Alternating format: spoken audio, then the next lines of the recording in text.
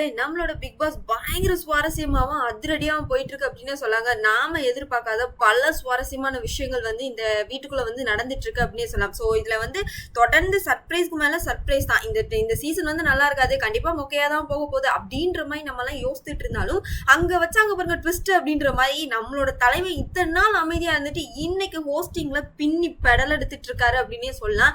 யாரா நான்லாம் எவனுக்கும் பயப்பட மாட்டேன், எனக்கு மைண்ட் என்ன தோணுதோ அந்த கேள்வியை கேட்டுட்டு போயிட்டே இருப்பேன் அப்படின்ற மைண்ட் செட்டோட அவர் வந்து இருந்துட்டு இருக்கத ரொம்ப கிளியரா நம்ம எல்லாராலையும் பார்க்க முடியுது அப்படின்றதுதான். ஸோ உண்மையாவே வேற லெவல் அப்படின்றது. அடுத்தது என்ன அப்படின்னு பாத்தீங்கன்னா, பிக் பாஸ் வீட்டுக்குள்ள வீடு அப்படின்றதே ஒரு பயங்கர சர்ப்ரைஸா அமைஞ்சிருக்கு. ஏன் அப்படின்னு பாத்தீங்கன்னா 2 வீடு கான்செப்ட் தான். பட் அந்த வீட்டை எப்படி பிரிக்க போறாங்க, எந்த அடிப்படையில ஆட்களை வந்து அங்கேயும் இங்கேயும் போட போறாங்க அப்படின்ற ஒரு பெரிய கேள்வி வந்து இருந்தது இல்லையா. ஸோ அதுக்கு ஃபுல் ஸ்டாப் வைக்கிற வகையில இந்த ஒரு டாஸ்க் அமைஞ்சிருக்குன்னு சொல்லலாம். ஆமாங்க, கிட்டத்தட்ட ஒரு குறிப்பிட்ட ஒரு சில சீசன்ஸ்ல முதல் நாளே பிக் பாஸ் வந்து டாஸ்க் வச்சிடறாரு. அதே மாதிரிதான் இந்த சீசனும் டாஸ்க் வச்சிருக்காரு. பாய்ஸ் வெர்சஸ் கேர்ள்ஸ் அப்படின்றத இந்த சீசன் ஃபுல்லாவே ஓட போகுது. சோ என்ன ஆக போகுது அப்படின்னா, big boss versus small boss அப்படின்றத தாண்டி இனிமே பசங்களும் பொண்ணுங்களும் போட்டி போட்டு இவங்க 2 பேர்ல யார் வின் பண்ணிக்க போறாங்கன்றதான் கான்செப்ட்.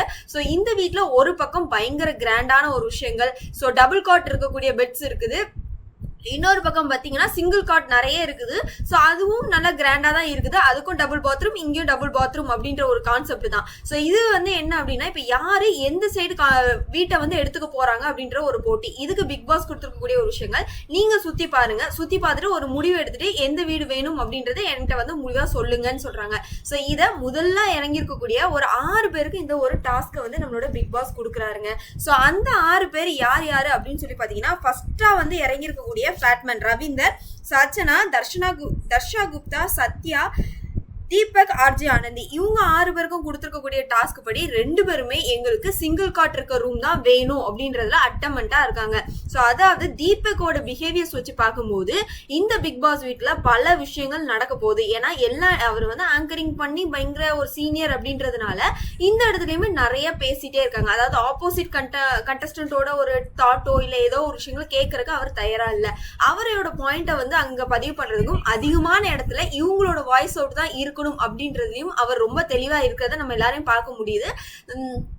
ஸோ அதே ஒரு விஷயங்கள் தான் எல்லாம் டிஸ்கஸ் பண்றாங்க. டிஸ்கஸ் பண்ணும்போது 2 பேரும் அடமெண்டா இருக்கிறதுனால ரவீந்தர் சொல்றாரு, இது எங்களுக்கு மட்டும் கிடையாது, எங்களுக்கு அப்புறமா வரக்கூடிய கண்டஸ்டன்ட்டுமே எங்கள்கிட்ட வந்து அந்த கேள்வியை கேட்கணும் இல்லையா. நாங்க வந்து சடனா அந்த முடிவு எடுக்க முடியாதுன்னு சொல்லும் போது நீங்க வெத்து வேட்டு, அப்ப நீங்க முதல்ல டெசிஷன் எடுக்க மாட்டீங்க அப்படித்தானே அப்படின்ற மாதிரி பிக் பாஸ் ஃபர்ஸ்ட் டேவே செருப்படியா கழுவி ஊத்துறாரு அப்படின்னு சொல்லலாம். மொத்தத்துல உங்களால ஒரு சின்ன விஷயத்துக்கே டெசிஷன் எடுக்க முடியாத பட்சத்துல என்னால உங்ககிட்ட பேச முடியாது, தயவு செய்து வீட்டை விட்டு எல்லாரும் வெளியே போய் எந்த ஒரு சோஃபால உட்காந்துருந்தீங்களோ அதே இடத்துல போய் உட்காருங்க அப்படின்ற மாதிரி, என்னடா பொசுக்குன்னு வந்தோன்னு வெளியே அனுப்பிவிட்டாரு அப்படின்ற மாதிரி தான் இருந்தது மக்களே. சரி, அடுத்தது என்ன, அடுத்ததா ஜெஃப்ரியும் சுனிதாவும் உள்ளுக்கு இறங்குறாங்க. இந்த பையன் பார்க்க தாங்க இன்னசென்ட், ஆனா பயங்கர டேலண்ட் அப்படின்றது தெளிவாவே தெரிஞ்சது. ஏன்னா இவங்களுக்கும் அதே ரூல்ஸ் சொன்னப்போ அவர் என்ன சொன்னார்னா, நான் லெஃப்ட் சைடு எடுத்துக்கிறேன், அதாவது சிங்கிள் காட் ரூம் அவரு ஷார்ட்டா லெஃப்ட்னு சொல்றாரு. சுனிதா என்ன சொல்லிட்டாங்க, ரைட், அதாவது அதே சிங்கிள் காட் இருக்க ரூம் தான். இந்த லெஃப்ட் அண்ட் ரைட்டை ஷார்ட் ரூட்டா வச்சு அவர் வந்து அந்த ரூம் எடுக்க ட்ரை பண்ணி சுனிதா கடைசியில மட்டையா அந்த இடத்துல ஐயோ போச்சே அப்படின்ற மாதிரி வந்து ஃபூலான ஒரு விஷயங்கள் தான் நம்மளால பார்க்க முடியுது. அந்த பையனோட டேலண்ட்டையும் நம்மளால பார்க்க முடிஞ்சுது. ஸோ இப்பவும் அவங்க எல்லாரும் அதே டெசிஷன் எடுத்ததுனால பிக் பாஸ் திரும்பவும் கழுவி ஊத்தி எல்லாரும் சேர்ந்து ஒரு டெசிஷன் எடுக்கிறாங்க. என்ன அப்படின்னா, பசங்க இந்த ரூமை விட்டு கொடுக்கணும் அப்படின்னா ஒரு கண்டிஷன் போடுவோம், அந்த கண்டிஷனுக்கு நீங்க அக்செப்ட் பண்ணிக்கிட்டீங்கன்னா நாங்க உங்களுக்கு இந்த வீட்டை விட்டு கொடுத்துறோம் அப்படின்ற மாதிரி சொல்றாங்க. சோ என்னதான் பிரச்சனை அப்படின்ற போது, வாரத்துல அதாவது ஏதோ ஒரு வாரம் வந்து நம்மளோட பசங்க வந்து சொல்லுவாங்களாம், அந்த வாரம் வந்து நம்மளோட பொண்ணுங்கள்ல இருக்கக்கூடிய கண்டஸ்டன்ஸ் எல்லாருமே எந்த ஒரு பையனையுமே நாமினேட் பண்ணக்கூடாது அப்படின்ற மாதிரி சொல்லுங்க. அப்ப சாச்சனா வந்து ஒரு விஷயம் தெளிவா கேக்குறாங்க, என்ன அப்படின்னா, எந்த வாரம்ன்றத நீங்க சொல்லாதீங்க, நாங்க முடிவு பண்ணிக்கிறோம், நீங்க சொல்ற மாதிரி நாமினேட் பண்ண மாட்டோன்ற கண்டிஷன் அக்செப்ட் பண்ணிக்கிறோம் அப்படின்ற மாதிரி சொன்னாலும், குழந்தைக்கு இருக்கிற அளவு கூட பெரியவங்களுக்கு அறிவு கிடையாதுன்ற மாதிரி நம்ம தர்ஷா குப்தாவும் சுனிதாவும் எங்களுக்கு தனி ரூம் வேணும், சிங்கிள் காட் வேணும்ன்றாங்க. எல்லா கண்டிஷனுக்கும் ஏத்துக்கிறதுக்கு ரெடியா இருந்துட்டு ஓகே நீங்க சொல்ற நாங்க பண்ணிடுறோம் அப்படின்னா. சோ பேலன்ஸ் இருக்கக்கூடிய 106 நாட்கள் பெண்கள் எல்லாருமே அந்த சிங்கிள் காட் இருக்க ரூம்லயும் பசங்க எல்லாருமே டபுள் காட் இருக்கக்கூடிய ரூம்லயும் தான் இனிமே இருக்க போறாங்க அப்படின்ற ஒரு விஷயங்கள் தான் இப்போ வெளி வந்திருக்கு. ஸோ இன்னைக்கு நடந்திருக்கக்கூடிய டாஸ்க் படி பாத்தீங்கன்னா கேர்ள்ஸ் தான் வின் பண்ணிருக்காங்க அப்படின்றது. பட் இதோட முடியாது. தொடர்ந்து பின்னாடி வரப்போற கண்டஸ்டன்ஸ் எல்லாருமே அதை அக்செப்ட் பண்ணிக்கணும் இல்லையா?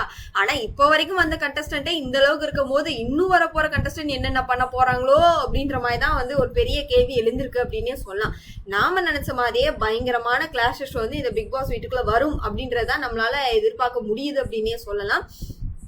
ஸோ இந்த ஒரு டாஸ்க் பத்தி நீங்க என்ன நினைக்கிறீங்க அப்படின்றத மறக்காம கமெண்ட் பாக்ஸ்ல தெரிவிச்சிருங்க.